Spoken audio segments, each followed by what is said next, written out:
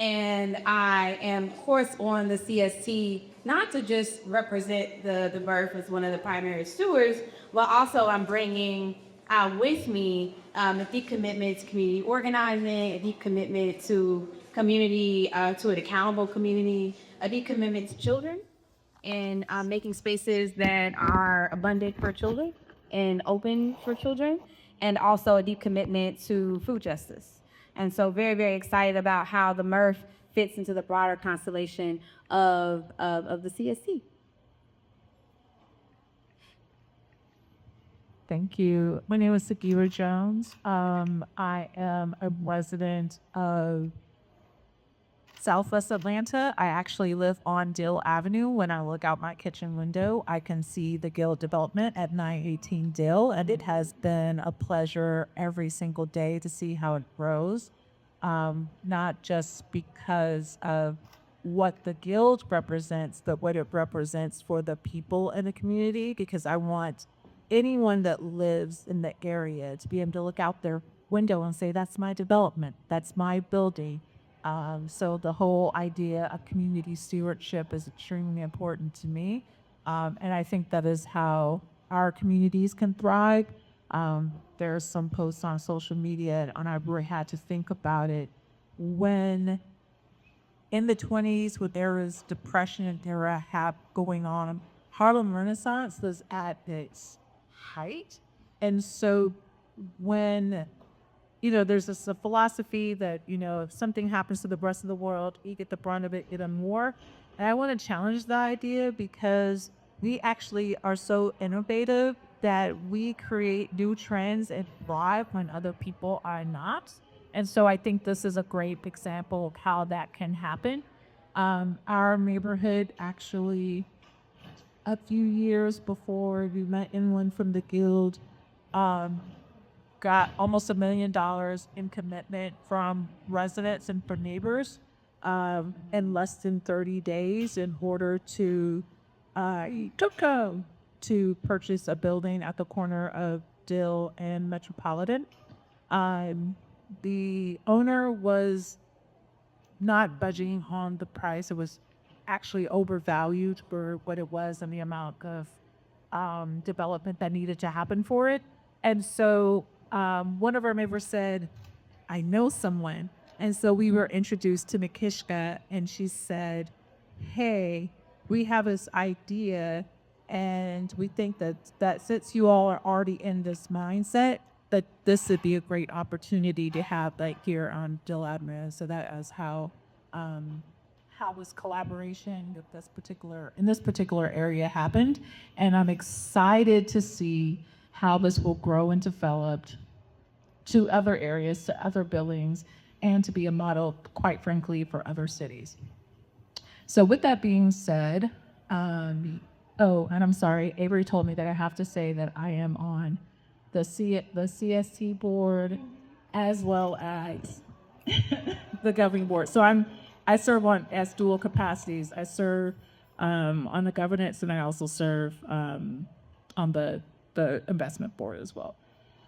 So now we are looking to talk to others that want to that are candidates for the CST board, and so that's why we're here today. We have 6 candidates where we will get to talk to them, find out more about why they are interested in this. Each candidate will have 2.5 minutes to introduce themselves. They will answer 3 questions, the same 3 questions from their nomination application. Time matters, so we will very much be keeping time. Please hold any applause until afterwards. After introductions, we'll open the floor for Q&A. We'll collect questions with index cards. Who has the index cards? Was that David? And so we'll hand those out now so that you can be writing your questions as we go. And these questions are for the candidates themselves, not about how the CST works or any sort of election logistics, because I think you all just went through all of that. And then also, being mindful for our ground rules and how we interact with each other, how we engage, be respectful, one diva, one mic. One person speaks at a time. This is a chance to learn that debate. And are we ready to meet our candidates? Absolutely. All right. So again, each candidate will have 2.5 minutes to answer these 3 questions. Who is our timekeeper? David is our timekeeper. And these are questions that they are aware of, that they have received, okay? So we have a 30-second marker. That is our marker. So folks will get that flasher, that marker. Share a brief biography. Who are you? That's question number 1. Question number 2 is, why are you interested in serving on the SWATS CST Stewardship Board? And the second part of that question is, what excites you most about community-owned real estate? And question number 3 is, what is your vision for community stewardship? What role should the board play in keeping the CST accountable to the community? Yeah. All right. And I'm going to actually bring the mic over to you all. If folks can just say their names and their pronouns, their gender pronouns. This is just a first pass so people can hear. And then we'll go into the order. Hi, everybody. I'm Ariana Brazier. I go by Ari, and I use they and she for house. Good afternoon, everybody. My name is Nadine Phelps. I use she, her pronouns. My name is Hanifa Schultz Bay, and I use she, her pronouns. Shaquetta Smith. I use she, her pronouns. Hello, everyone. Marcus Galway, he, him pronouns. Thank you. So you're a wonderful idea. Thank you. Oh, actually, we're going to keep it over here. Okay. So, hello, everyone. The first question was, who are you? I am Shaquetta Smith. I am a longtime proud resident of the Capitol View community. So 30310 has been a part of my family since 1972, when my grandparents purchased my home. I literally am currently heading 3 generations of that said family now in the home that I grew up in. Not to date myself, but at 43, I have seen tons of changes within this community. As far as what excites me most about this being community owned, it's the accessibility. I was so honored earlier to see a cousin come on board, because for me personally and my family, I want to normalize the concept of ownership in real estate investment. One of the quotes on my vision board is that 90% of millionaires are made through owning real estate. To not have that be intimidating is a generational thing that hopefully we can teach to the upcoming generations. My cousin was texting me, I already have a friend, he's interested in investing.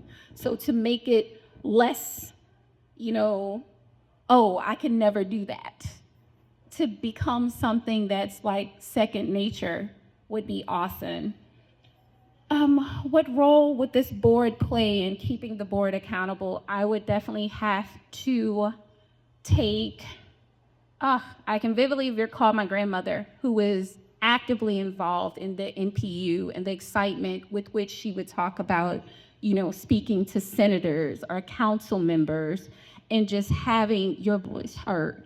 Not simply living in the community, but being a valuable part of it, to know that you too can be a change maker, no matter what humble beginnings you are coming for, that collectively we could make a difference.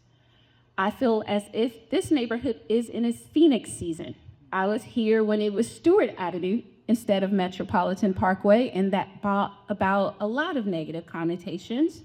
So to see gentrification and just the growth has been phenomenal.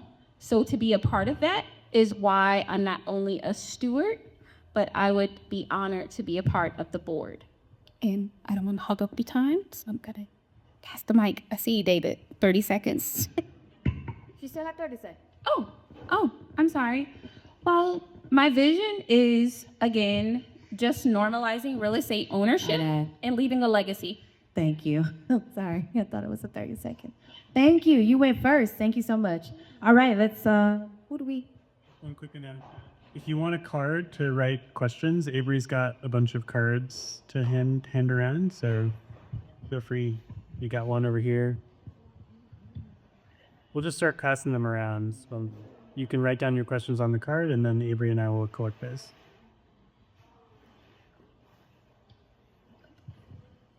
And next we have Marcus Calloway. Hello, Marcus Calloway here.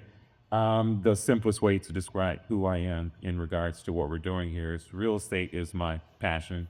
So I've been a real estate agent, I've been a property manager, I've been a mortgage broker, I've been a buyer for the We Buy Ugly Houses people. I played Monopoly. I watched I watched the house owners. Like I like to go and tour homes. Like real estate in and of itself is connected to my passion. So that's the base level reason of why I'm here.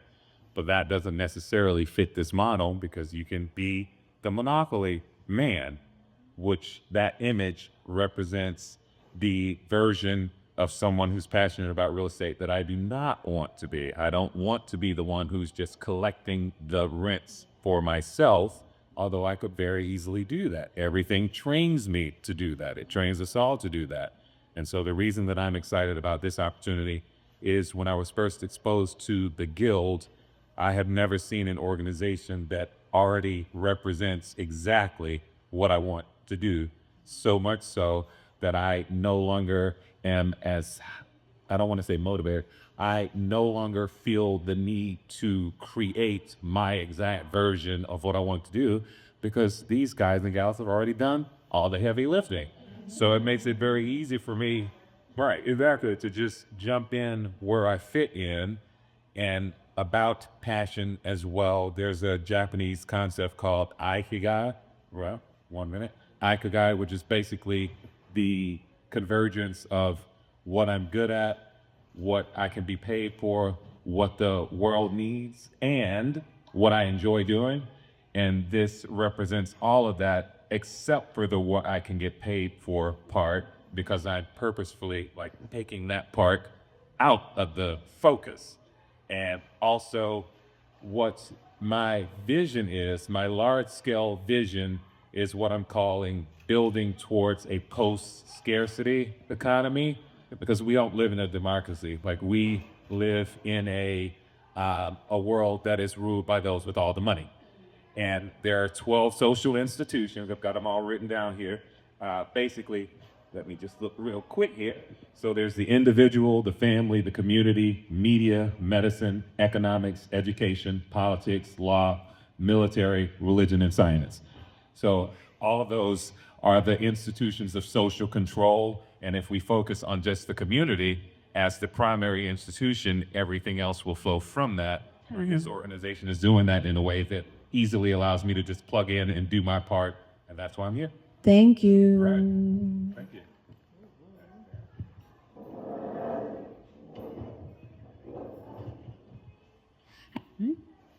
Hi, everybody. I'm Ari. Again, I self-identify as a Black queer feminist and a smiley, sad mom girl. I'm a play-based organizer and alumna and educator currently at Spelman College. And my ongoing connection to the West End is one in which I have lived here as a student, and currently I work and I play in the West End. I'm interested in serving on the CST Stewardship Board because I do believe I have something to offer from a very unique intersection.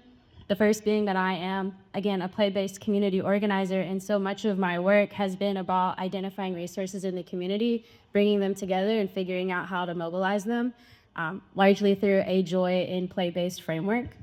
And I study play deprivation and the ways it shows up in housing insecure communities, in the ways it affects Black children as the center of these communities.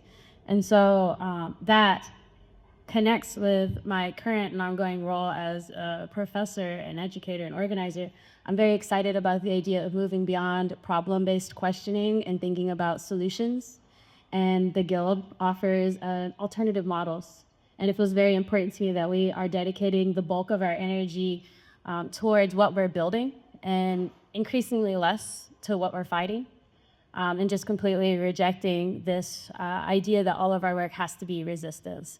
And I take a lot of delight in the knowledge that there are solutions that are being built that I can dedicate the bulk of my energy to. As far as my vision. I am excited about building new pockets of power.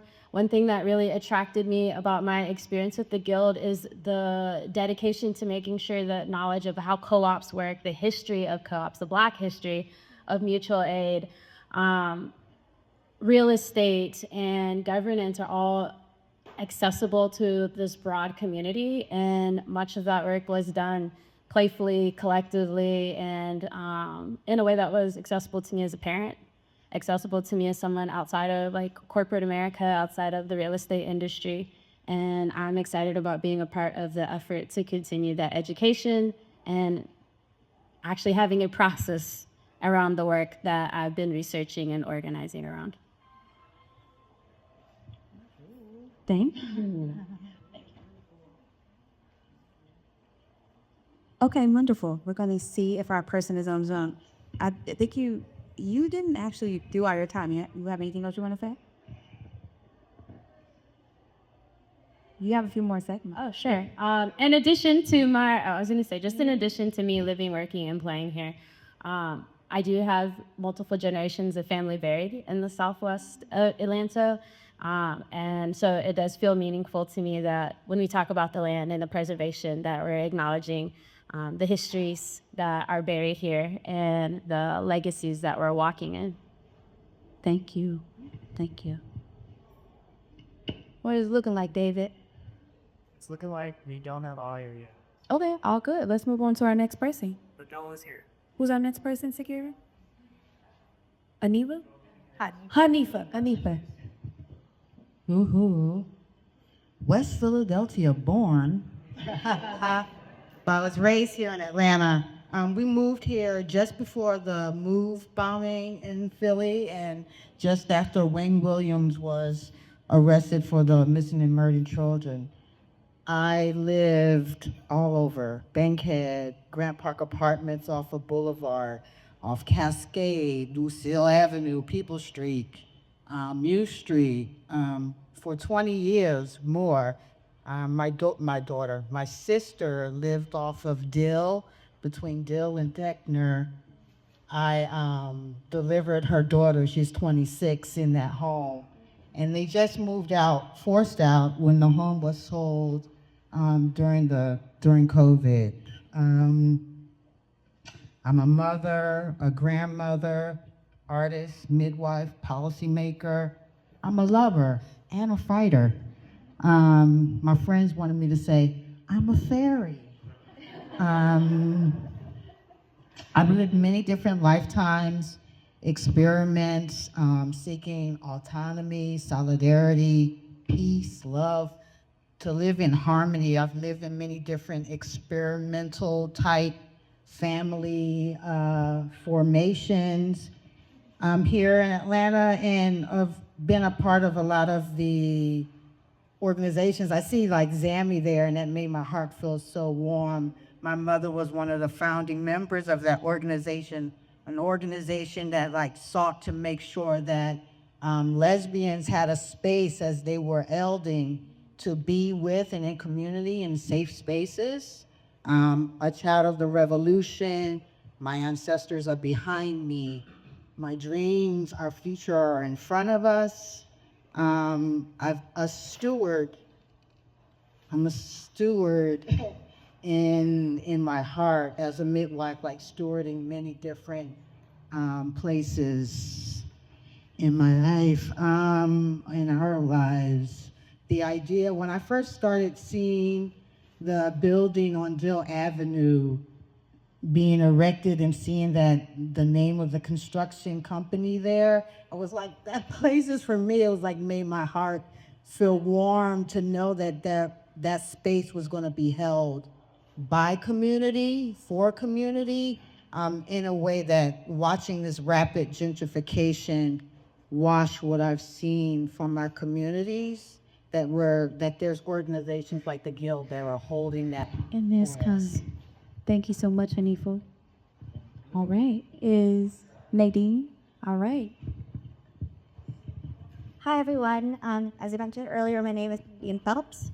I am a near lifelong resident of the Metro Atlanta area. I've lived within the city of Atlanta for 20 years, and I have lived in Capitol View since June of 2019.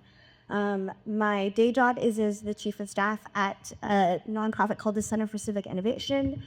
The Center for Civic Innovation is a policy and research organization and a community engagement organization that works to empower residents and community leaders to reimagine policies to actually work for people. In my role as chief of staff, I oversee all of our strategic partnerships. I help to design and facilitate programs that help, again, empower residents and leaders to advocate for their communities. And it's been absolutely the pleasure of my life to be able to do so. I'm interested in joining the board because I want to take the professional experience that I have and give it as an offering to this beautiful community of Capitol View and beautiful community of Southwest Atlanta.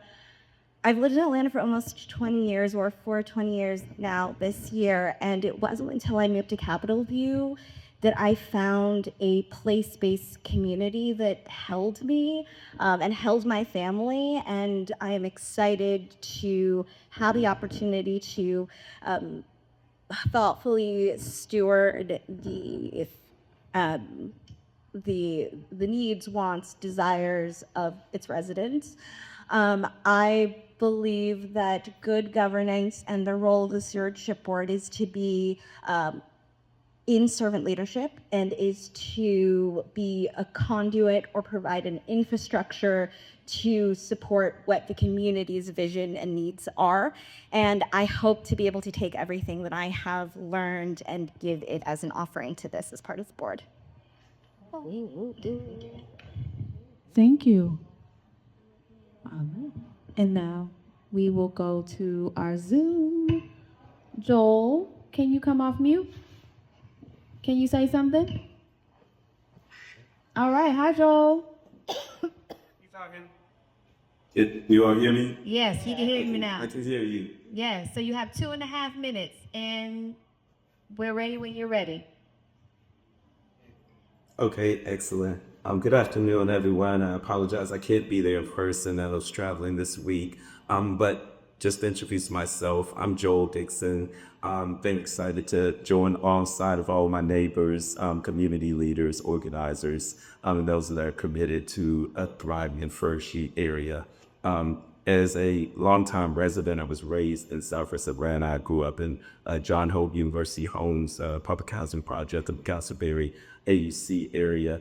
This is an area that is, for me, part of my heart, part of my legacy. My parents moved here specifically to be impactful in this area many, many, many moons ago.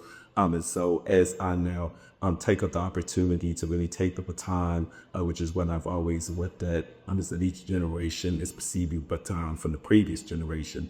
And so in that, I currently live in historic Adair Park. I have, with my wife, a 3-year-old son. I'm very connected to the local community, both Capitol View, Adair Park, as well as the surrounding neighborhoods. My son does attend Capitol View's the West Side School, which has been a blessing. And then in addition, as a community-centered real estate developer, had really been impactful in terms of the type of work that we wanted to do to ensure that there are spaces and places which include housing that we build across affordability, attainability, as well as being a part of the development team that's been putting and developing 918 Dual Avenue.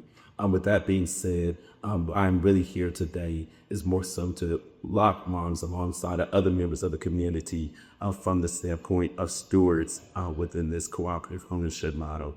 It's extremely important for us to recognize, and for me to recognize, that this is not something to be taken lightly. Most of you know that community and cooperative ownership models started in Albany, Georgia, not far from us, by landowners, farmers in South Georgia.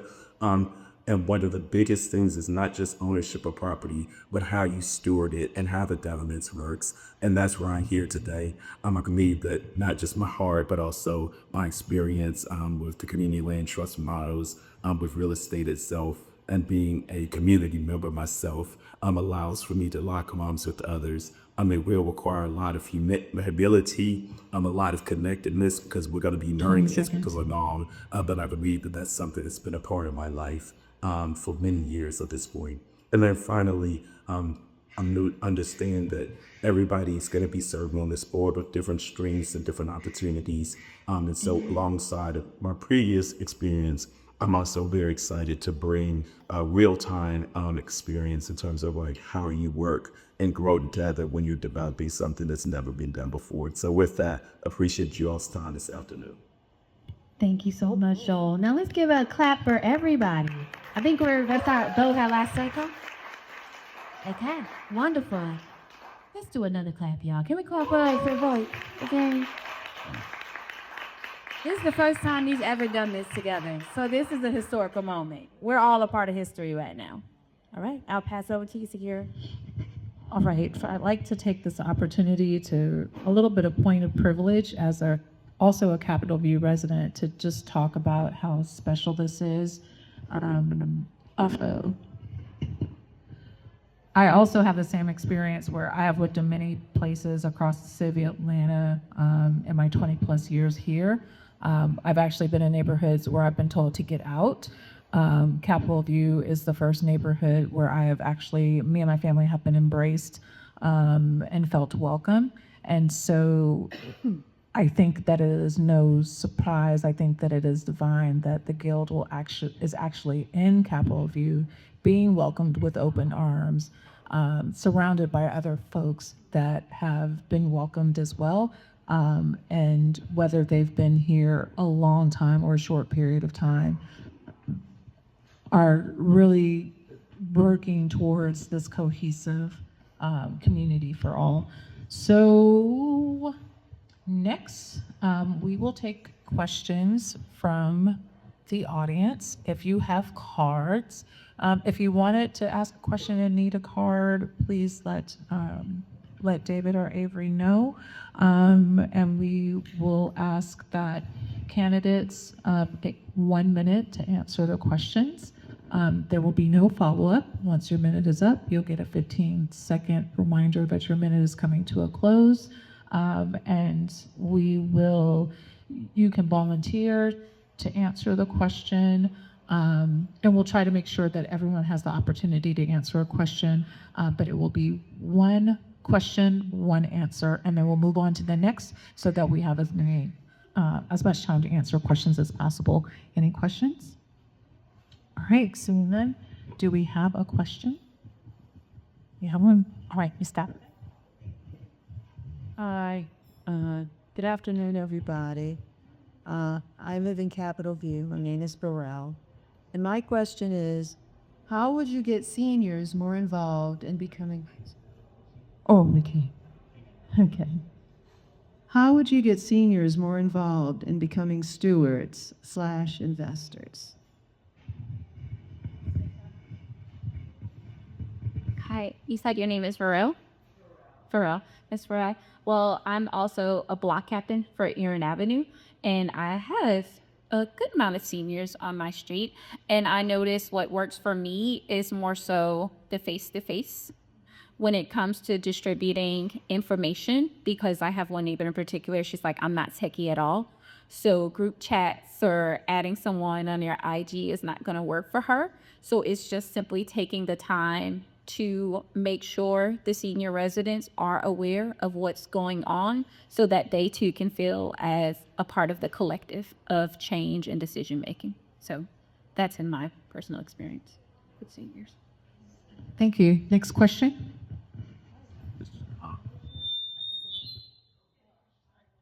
One question, one answer.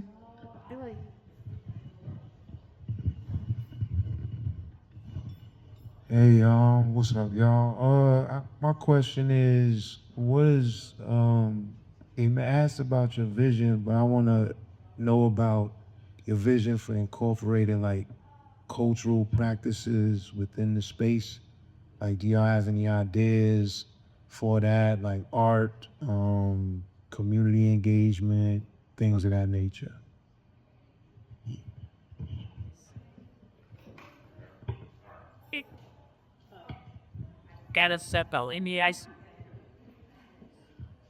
So again, as the play person, I think a lot about how play is an introduction to asset mapping. And so your question excites me because I do think one of the things that feels most forward and like this opportunity, the visioning practice, is actually creating more spaces to play and acknowledging like the guild having prioritizing third spaces. And so I think that if we were to host events and we were to create a cultural norm where we are in play and in fellowship with each other, we then begin to see these assets that other people have. Who in the community is the artists? Who in the community are the musicians? Who in the community are doing this type of like cultural labor on behalf of the community? And then we start building more circles that could kind of operate in that sort of sociocratic way to start implementing and executing these visions. And being accountable to each other. So replicating that model through our assets. And let me apologize. David clarified that the intent was one question, one answer per person. So no extended answer. So just if there's a question, just answer that one question. So one, if anyone wants to answer the question about how to incorporate seniors into the CST Stewardship Board, we can do that as well. Can I ask my question? Okay, so if someone asks a question, we can answer. One person, each of us can answer just quickly. Yes. Okay, great.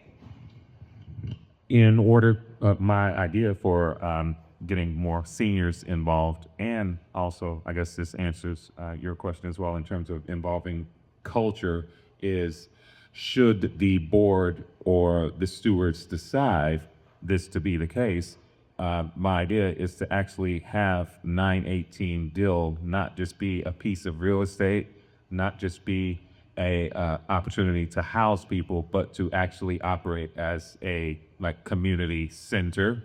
And so if that's the case, you've got a grocery store, you've got a place for people to gather. And if we offer programs like, hey, do you know how to use your computer? No, you do not, and not you specifically, but offering events that cater towards those in my age group and slightly above is how I would do that.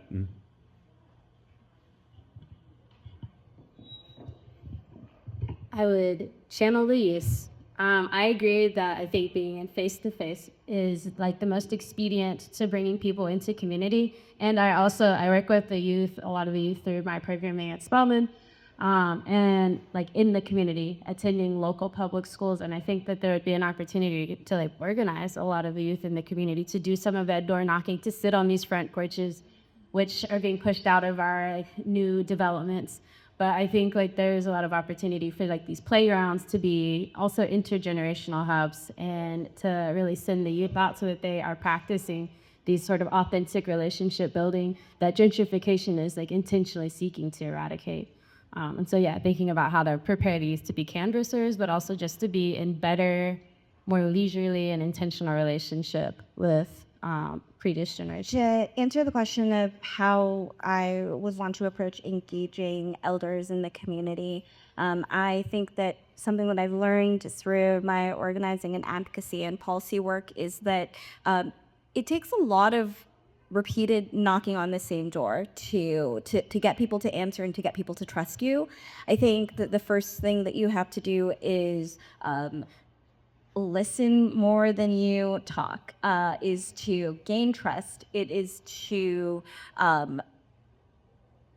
authentically show that their lived experience is something that you don't want just to extract, but that you want to learn from and like grow together. And I think that's how you would authentically engage seniors in it.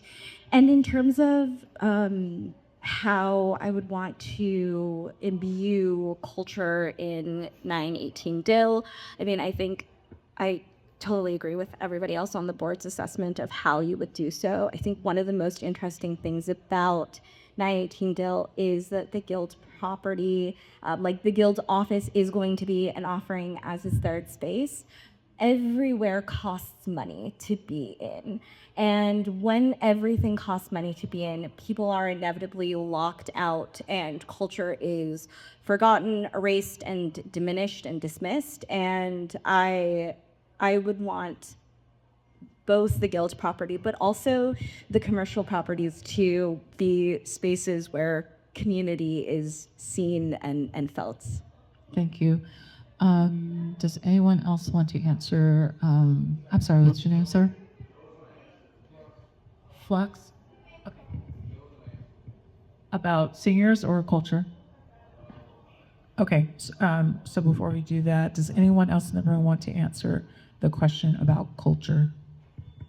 Culture, I can kind of like bring them in together. Like, I think culture is a great mechanism of pulling people together who might not naturally find themselves together in the same space. I feel like the opportunity in 918 Dill is like building that type of a space, having programming that would help create cross-generational spaces. Like, thinking about art is one that doesn't have to be aligned to a certain age. No, you don't have to be old enough or young enough to participate in that. Dance are mechanisms to help like the development of natural relationships, things that will come, and like building ways for us to have more fun. I like this, like the play stuck here that she was talking about. I'm like already excited about the opportunities, bringing the young folks and the old folks together to bridge those gaps that we already have within our community, to heal those spaces. And instead of like building those spaces where we're accusing the young people of being the villains in our spaces, and increasing the opportunity for them to show, you know, that we're lovable, and, you know, to get the love from the elders. Thank you. Okay, so Joel, you would like to answer both the question regarding including seniors as well as how to incorporate culture into the stewardship into the board stewardship of the property.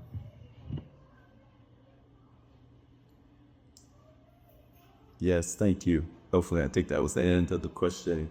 Just repeating, answering the question about both questions about including our seniors as well as culture.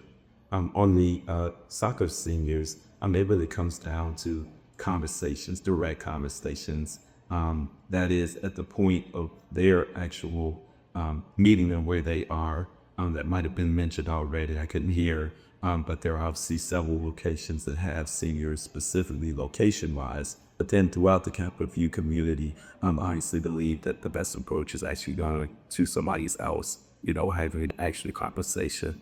So that's the best way, in my opinion. Once you reach one or two, you then are able to let them reach the others. As it relates to culture, I say that that's an ongoing conversation that's happening even right now, right? And the only way to encourage culture is to actually encourage everyone to be a part of the process, which is the very definition of what the stewardship trust is about. I think you just have to continue to be intentional about how we bring people together. And in that context, once again, is reaching out across a variety of different areas, as well as having those gatherings, of course, at this third space. And so that just requires time and intentionality, in my perspective. Thank you, Joel.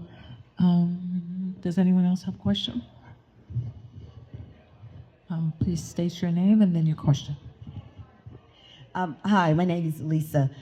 Wanted to get your opinion on, you know, as the demographics, you know, as people change, the community changes, the gentrification, et cetera, there could be a time when, as stewards, because you're representing the community, the voice of the community is now different from what the goal, what the of what you're doing here, when they conflict, how do you reconcile that? What are your thoughts on when you get to that point that what you're representing today now changes because the community changes? Just your thoughts regarding that?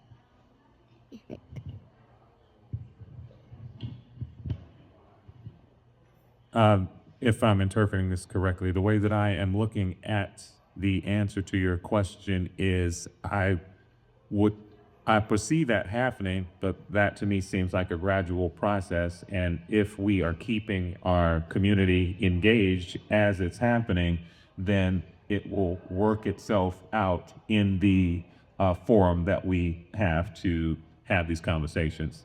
And also, I personally would look to start with the people that actually live at 918 Dill and the vendors that are active participants, because they are literally living and working at round zero.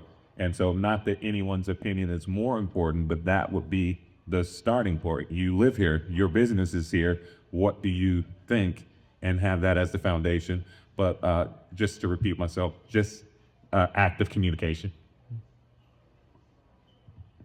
I would say just keeping the mission at the forefront, because during the course of what we consider gentrification, it has been opportunities for both old residents and new residents to come together. I think it was our first Friday in particular where one of the residents asked, how did I feel about gentrification?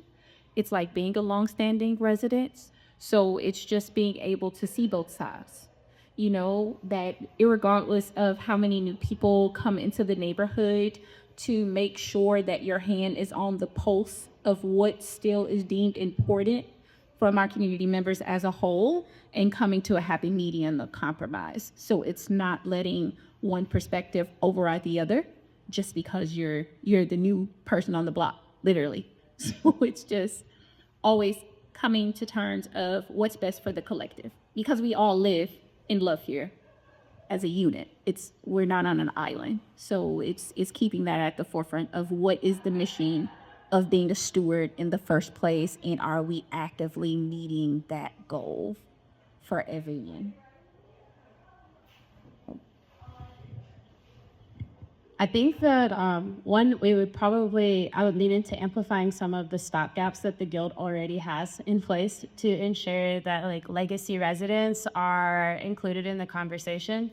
But two, it also feels like it would behoove us in this room, but it would be incumbent upon the board to make sure that we are educating those new voices on the actual mission that the guild and this community is standing on. I mean, we have their cowrie shells on the guild's website, right? And so thinking about the history of mutual aid, the history of Black cooperation and cooperative economics, I think is a part of our job to make sure that people have access to that knowledge, so that we have a shared analysis as we're making decisions.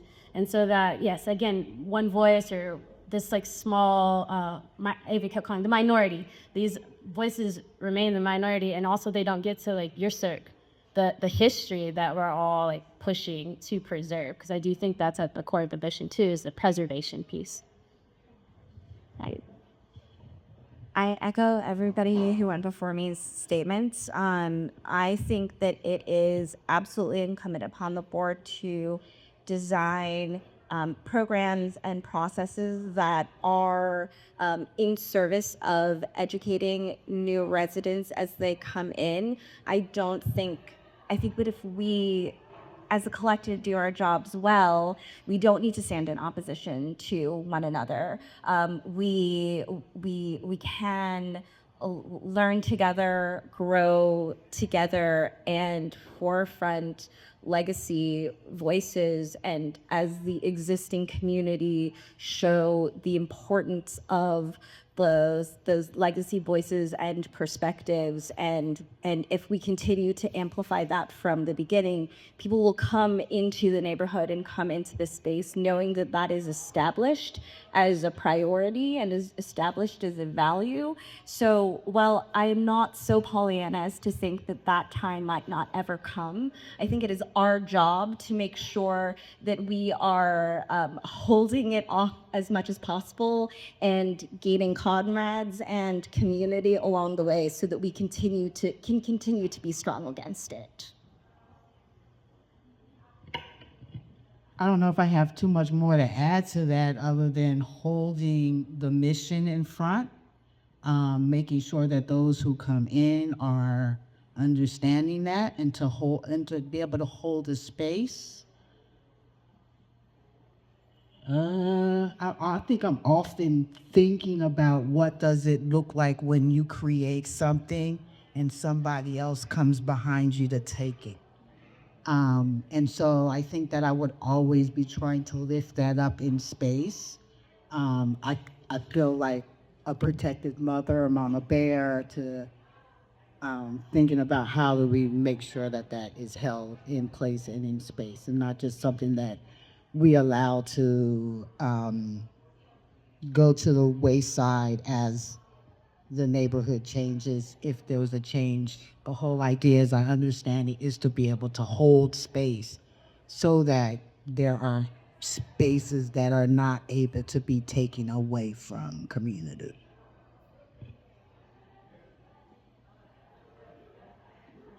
All right, Joel, would you like to answer this question?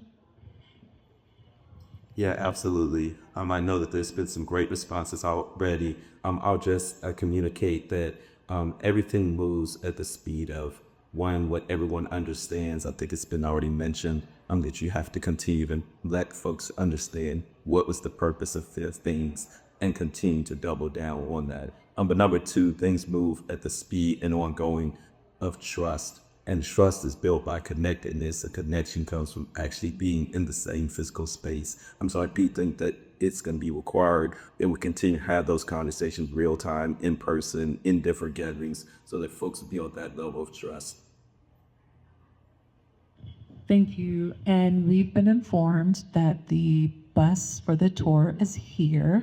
So we will be wrapping up questions. I would like to thank Ariana, Nadine, Hanifa, Shaquetta, Marcus, and Joel for taking time to answer questions. And I'll hand it over to Charlotte. Doubling down, double clicking on the gratitudes. Thank you so much. This is a vulnerable thing to do, to put yourselves out here for us to listen to you and learn about you and then vote, make a decision. And so speaking of that, you don't have to, for folks who have invested, and well, you'll talk a little bit more about that, but you don't have to decide right now who you'll vote for. You have until June 13th to vote. And you can use that time. Read the candidate profiles again, talk to your neighbors, think about who you'd like to vote for to join the SWATS CST. And, you'll show the other part, go ahead. If you haven't invested yet, you cannot vote. So Avery and David can get you set up if there are any questions. There's also a help desk, right? What is they can just go on the Guild and find the help desk. And so there's a virtual onboarding session planned for May 20th. Talk to your neighbors about investing too. I have been sending out text messages. And then after that, RSVP for the annual meeting on June 13th. This is also where the board will be announced, correct? Yes. So if anyone hasn't voted yet, you have until June 13th to do so. And if you don't vote online, you can actually do so in person at that June 13th meeting, but you need to invest. So thank you again to our candidates, and let's give a round of applause. All right. Thank y'all. And we have ice cream. There's ice cream right there on the table. Please get some ice cream before it melts. We want ice to melt, but we don't want our ice cream to melt. You feel me? You feel me? Black eyes love ice cream. I'm sure voting, but Yes, Marcus? It'll be, so you'll be able to, the online voting is up until the 13th. When we meet in person, there'll be an opportunity for people to vote in person. And then after all of that is tallied, the board will be announced.